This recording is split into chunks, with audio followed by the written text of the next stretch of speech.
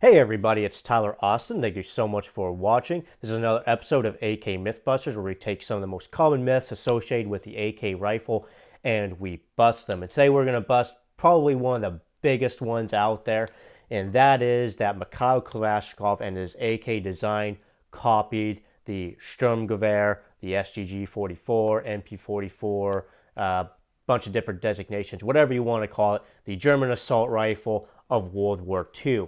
Now, outwardly speaking and aesthetically speaking, the AK and the Sturmgewehr certainly look very similar, and to someone who doesn't know any better, you can look at the two rifles and say that one copied the other. However, internally speaking, they are two very, very different rifles. They use two very different mechanisms. The Sturmgewehr uses something that's called a tilting bolt design. I'm not going to go into nitty-gritty details of the different mechanisms here. That's not the point of this video. However, like I said, the Sturmgewehr uses what's called a tilting bolt design, as opposed to the AK, which uses a two-lug rotating bolt design. Suffice to say, they are two very different locking mechanisms, and how the bolt locks to the breech face is basically the heart of any rifle, because that's what prevents the rifle from becoming basically a really long pipe bomb. So how the bolt locks to the breech face is essentially the heart of the rifle, and the AK and the Sturmgewehr uses two very different mechanisms to achieve that. And internally speaking, the AK, and Mikhail Kalashnikov also notes this in his own book, has a lot more in common with an M1 Garand than it does with a Sturmgewehr or anything that Schmeisser came up with.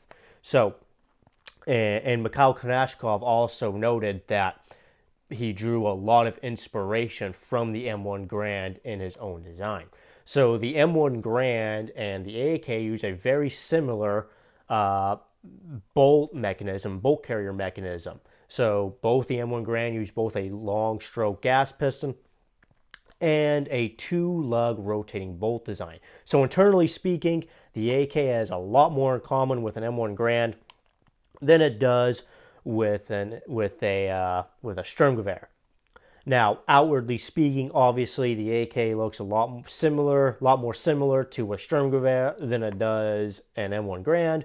But again, internally speaking, in the operating parts of the two rifles, the AK is far, far more similar to an M1 Garand than it is a Sturmgewehr. So, the AK and Mikhail Kalashnikov did not copy the SGG-44.